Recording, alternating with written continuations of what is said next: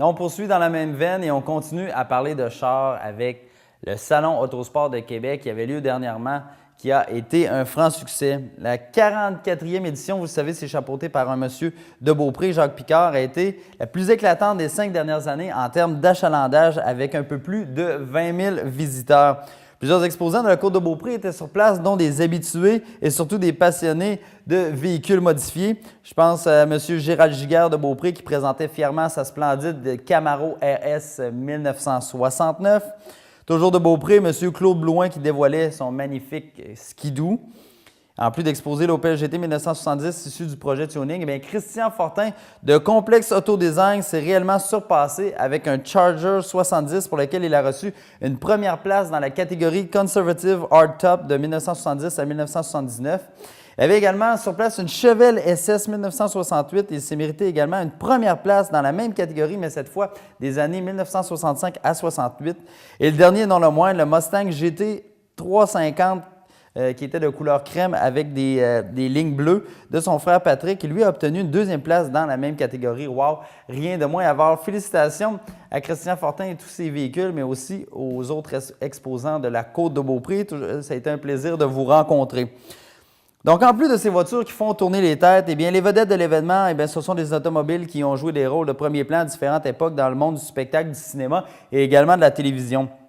L'une de ces stars de Hollywood, la Batmobile, a été l'une des principales attractions du Salon Autosport de Québec. 3 générations de la Batmobile étaient sur place, soit celle de 1966 de la série télévisée Batman au réseau ABC TV depuis 1966 jusqu'en 1968.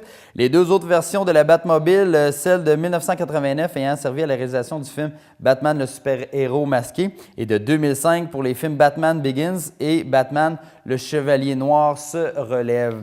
Alors, des modèles qui en ont rendu plus d'un nostalgique, dont moi-même. Donc, j'ai profité de la présence de Christian Fortin et de Christian Lajeunesse à l'événement pour leur parler du salon. Ah, moi, c'est dans mon élément, là. Je suis dans mon élément. L'an prochain, je souhaite bien amener une de mes autos ici, que Christian va finaliser, là, une Ford 50, Meteor 50. Et ça va être la première fois qu'une de mes autos à moi, là. Mais cette année, la Opel, c'est comme si c'était mon auto, là, vraiment. On a assez travaillé sur cette auto-là avec les jeunes. C'est comme si ça serait notre auto à nous deux, puis aux jeunes, à tout le monde, là, tu sais. C'est un beau projet. Fait que c'est le fun, c'est trippant d'amener un char, d'exposer une auto, là.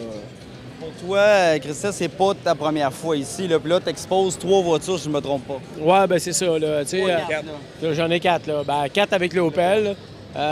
C'est sûr que j'ai toujours une petite réserve de véhicules. Cette année, Jacques avait une petite carence, il manquait une voiture. Fait que il nous a appelé, on est rendu à l'Ange Gardien, moi et Christian, on montait pour venir finaliser de chaîner l'Opel, le Charger, puis tout ça. Puis là, on a eu un téléphone comme quoi, bro, il manquait un petit véhicule. Bon, ben c'est beau, on revirait de bord, d'aller chercher un autre véhicule qu'on avait préparé l'année d'avant. Puis, tu sais, mais le happening, pour une shop de restauration comme moi, je peux pas être là, tu sais, parce que tous mes chums sont là, tous mes chums de restauration sont là. Là, c'est là qu'on se mesure. C'est plaisant. Moi, j'attends rien du salon d'Autosport. Seulement, tu sais, j'aime ça être là. J'aime ça. On se tourne maintenant du côté de l'île d'Orléans pour parler des prix du patrimoine 2013, car 3 lauréats de l'île d'Orléans se sont démarqués. Dans la catégorie conservation et préservation, les honneurs vont à la fabrique de la paroisse de Sainte-Trinité d'Orléans et au comité de bénévoles pour l'ensemble des projets de restauration qui ont été effectués. Le jury a été fort impressionné par la qualité des interventions et l'impact des projets dans la communauté. Donc, plusieurs projets ont été réalisés grâce à l'implication financière et au soutien de nombreux bénévoles et de tout un milieu. Donc, soulignons quelques projets. La phase 2 de la restauration du muret du cimetière de Saint-Jean par une corvée impliquant plus de 70 bénévoles. La restauration d'une armoire ancienne du début du 18e siècle, une armoire de sacristie de la première église de Saint-Laurent, la restauration complète de l'intérieur de l'église de Saint-Jean et évidemment, j'en passe. Ensuite, le manoir Mauvaise-Jeunesse est distingué dans la catégorie interprétation et diffusion grâce à son exposition photographique et son catalogue d'exposition L'héritage de J. Camille Pouliot, juge.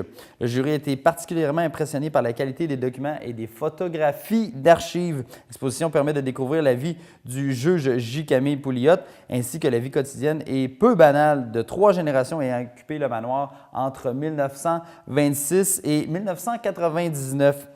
Dans la catégorie porteur de tradition, cette catégorie vise à récompenser un individu reconnu dans son milieu pour sa maîtrise et ses connaissances liées à la tradition. Et le travail de M. Jocelyn Labbé a rapidement conquis le jury. Et M. Labbé, vous le connaissez, c'est monsieur de la fromagerie de l'île d'Orléans. Il a réalisé un travail colossal pour perpétuer une tradition plusieurs fois centenaire, soit la fabrication du fromage de l'île d'Orléans. La fabrication de ce fromage d'un savoir-faire unique et authentique qui se rattache à un contexte géographique et historique indéniable. La renaissance du premier fromage fabriqué en Amérique a grandement contribué au rayonnement de l'île d'Orléans. Donc, les 3 lauréats de l'île d'Orléans seront récompensés lors du gala des prix du patrimoine qui aura lieu le 15 juin 2013 dans la ville de Saint-Joseph-de-Beauce. Donc, félicitations aux 3 lauréats de l'île d'Orléans. Chapeau. Alors, rappelons que l'objectif principal de cet événement est de reconnaître et de promouvoir les initiatives de conservation et de mise en valeur du patrimoine des régions de la capitale nationale et de Chaudière-Appalaches.